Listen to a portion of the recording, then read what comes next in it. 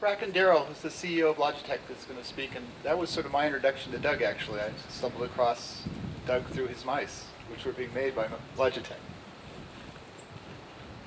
Thank you. It's really an honor for me to be here representing Logitech employees around the world today, and of course honoring Doug Engelbart. I speak for Daniel Darrell, who some of you may know, Pierluigi Zappacosta, Giacomo Marini. Those are the original founders of Logitech who knew Doug and knew him well. And I speak for Guerino De Luca, who is our chairman, was the president and CEO for many years at Logitech, and he actually met with Doug about it, certainly on a weekly basis for 7 or 8 years while he was CEO. And I wanted to quote a few things here. The first quote is from Guerino De Luca, the CEO who met with him every week. He said, we had Doug in our office for the first 7 years I was CEO. Doug's bootstrap collective IQ, the passion of his life, was a 50-year vision in a time when, today it's hard to imagine most companies even coming up with a 3-year vision. In every conversation I had with him, the wide-ranging strength of his vision energized and amazed me. It made me a better thinker, it made me a better leader, and it probably made me a better person. Now, in the 90s, when Doug came into the offices at Logitech, we won big. And our employees will tell you that, those who knew him well. And I'll pull a quote. I probably had 3 dozen emails or notes posted on our website or sent to me personally about Doug.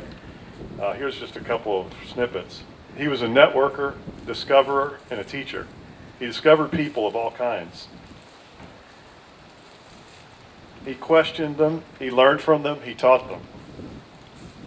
He exchanged books and ideas. He shared stories, humor, and just good times. Now, visiting employees, because he was known obviously throughout the company, would come into our offices, and it was almost a rite of passage that they'd come meet Doug. Together, we all celebrated the 80th birthday, his 80th birthday, and the 40th anniversary of the mouse. Now, there is just no question, it goes almost without saying, but I'll say it anyway, that Logitech would not exist without Doug Engelbart, and I suspect the world would be a very, very different place today. I'm sure several people will make this comment today, but the past 2 years have seen the passing now of 2 giants in Silicon Valley. Steve Jobs was probably the Silicon Valley artist, the technology artist of our age, and Doug Engelbart was its architect. But to quote from Walt Disney about his company, but it all started with a mouse.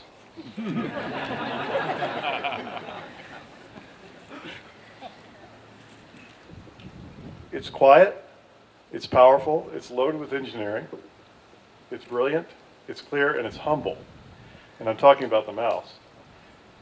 To quote a book title from Paola Antonelli, who some of you may know, she's the head of design and architecture at the MoMA. It is a humble masterpiece.